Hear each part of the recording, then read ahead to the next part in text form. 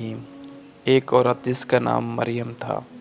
मरियम का शौहर इंतकाल कर चुका था, इसलिए वो अपने बेटे अमजद के साथ रहती थी।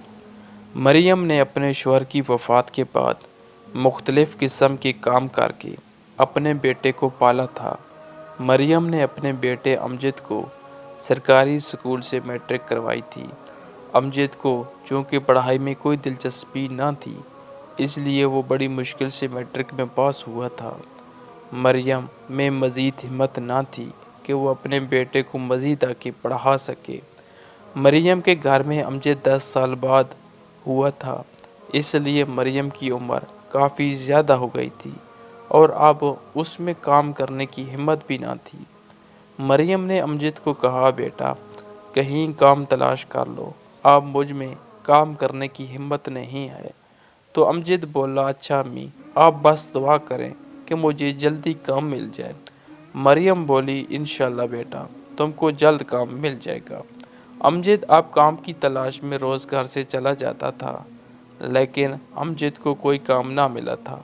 काम की तलाश करते हुए अमजद की बहुत से लड़कों से दोस्ती हो गई थी और वो सब अमजद के दोस्त बन गए थे।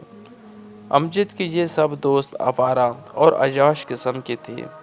अमजद अब हर रोज़ अपनी अम्मी को यही कहकर निकलता कि अम्मी मैं काम ढूंढने जा रहा हूँ, मेरे लिए दुआ करना।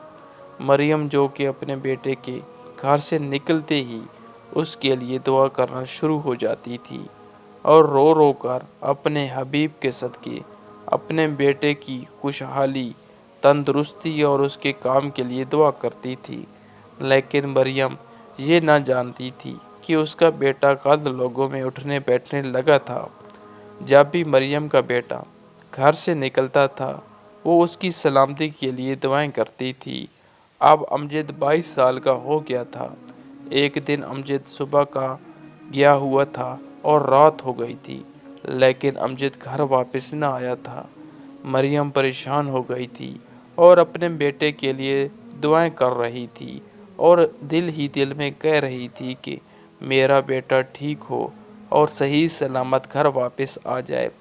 रात के 12 बज चुके थे, लेकिन अमजद अभी तक घर वापस नहीं आया था। अब तो मरियम रोने लगी थी और अपने बेटे को दिल ही दिल में कह रही थी, अमजद घर वापस आ जा मेरा बेटा, रात बहुत हो गई है और तेरी माँ को डर लग रहा है।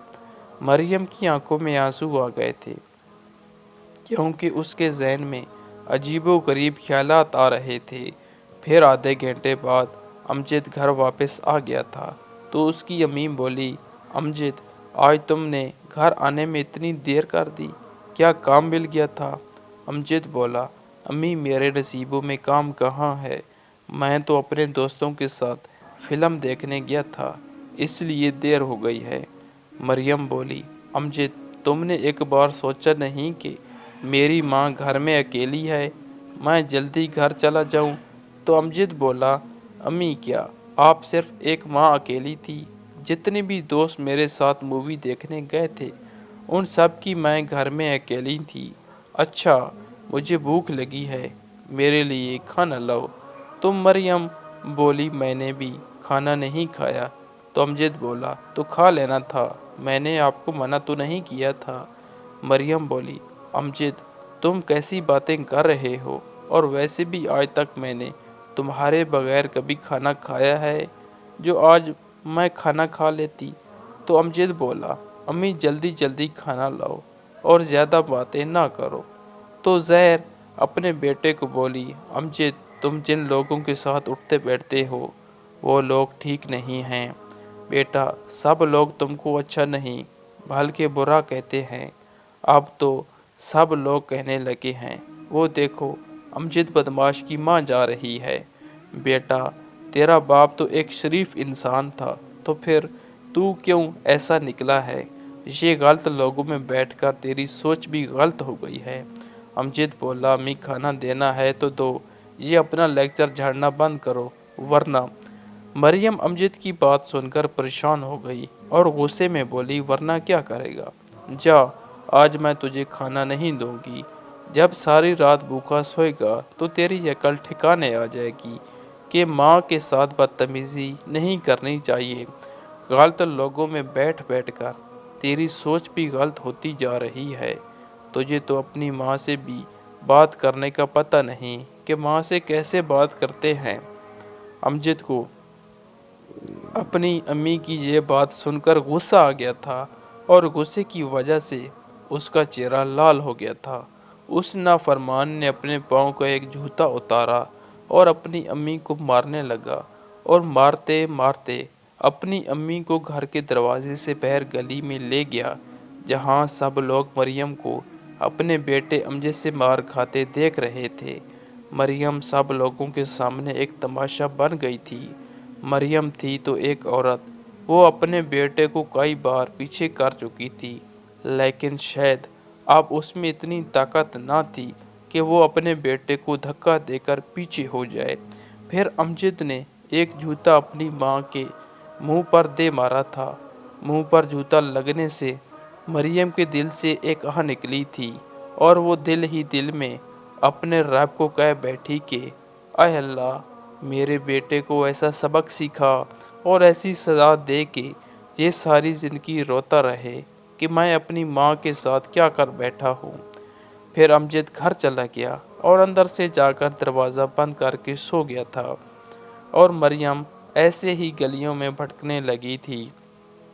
آس پاس کے لوگ مریم کو کھانا بھی دیتے تھے، پر مریم کھانا نہ کھاتی تھی اور ہر وقت اپنے رب سے باتیں کرتی رہتی تھی کہ یا اللہ، تو نے یہ کیسی اولاد عطا کی ہے، مجھے اس سے بہتر تھا کہ میں بے اولاد ہی رہتی۔ مریم ایک ہفتے سے بھوکی پیاسی کبھی کہیں تو کبھی کہیں رہ رہی تھی۔ ایک ہفتہ بھوکا اور پیاسا رہنے کی وجہ سے مریم کے جسم میں طاقت بالکل ختم ہو گئی تھی، اور مریم اس دنیا سے کوچ کر گئی تھی۔ لوگوں نے ہی مریم کا جنازہ پڑھایا اور اسے پھر منو مٹی تلے دفنا دیا گیا تھا۔ دوسری طرف امجد کے پاؤں کو نہ جانے کیا ہو گیا تھا کہ اس کے پاؤں میں ایسا درد اٹھا تھا کہ اس کا پاؤں ٹھیک ہونے کی بجائے دن با دن سوجتا جا رہا تھا۔ امجد نے مختلف شہروں کے ڈاکٹروں اور ہسپتالوں سے اپنا علاج کروایا، پر کسی کو یہ پتہ نہ لگا کہ امجد کے پاؤں کا کیا مسئلہ ہے۔ پھر آخر کار ڈاکٹروں نے کہا کہ امجد کے پاؤں کی انگلیاں کاٹنی پڑیں گی، اور ایسا ہی ہوا۔ انگلیاں کاٹنے کے بعد امجد نے شادی کر لی تھی۔ شادی کے ابھی چند دن ہی ٹھیک گزرے ہوں گے کہ پھر امجد کا پاؤں سوج گیا تھا، اور اب اس سے کوئی کام بھی نہ ہوتا تھا۔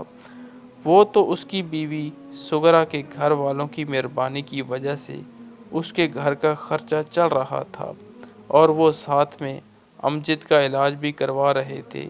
امجد کا پاؤں ٹھیک نہیں ہوا تھا، اب پاؤں کے ساتھ ساتھ اس کی ٹانگ بھی سوج گئی تھی، اور اسی وجہ سے پھر اس کا پاؤں بھی کاٹنا پڑا تھا۔ پھر کچھ مہینوں کے بعد اس کی ٹانگ بھی کٹ گئی تھی۔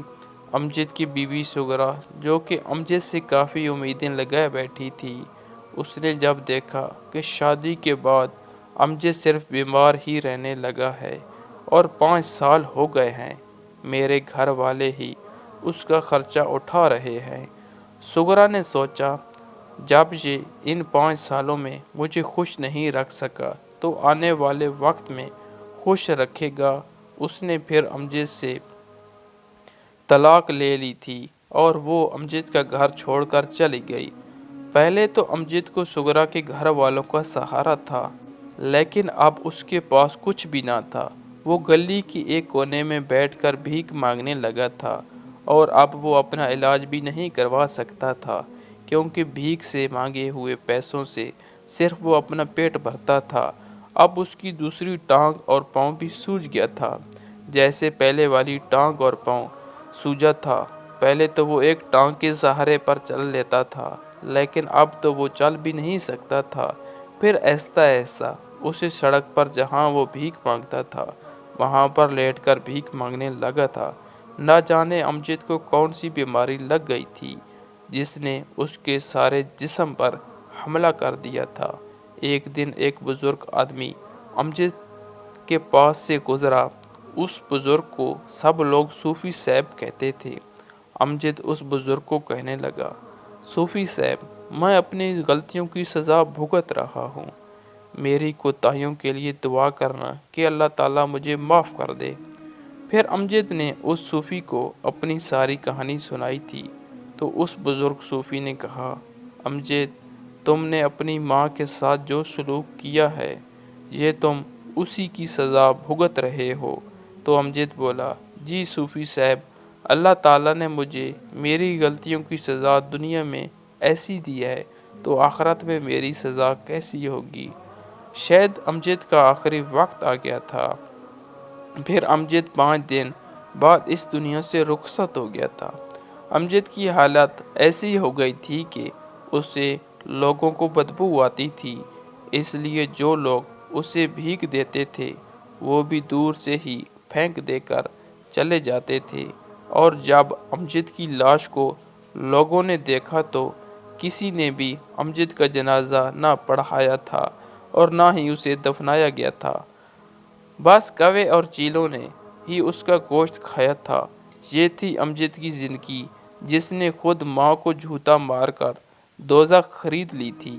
امجد کو ایسی سزا ملی تھی کہ لوگ اس کو دیکھ کر نصیحت حاصل کر رہے تھے، اس لیے کبھی بھی ماں کے آگے اونچی آواز میں نہیں بولنا چاہیے اور نہ ہی ماں کی نافرمانی کرنی چاہیے، کیونکہ اگر ماں کا دل دکھ جائے تو نہ جانے کون سی آہ یا بد دعا ماں کے دل سے نکل آئے، جس سے دنیا میں ہی زندگی جہنم بن جاتی ہے۔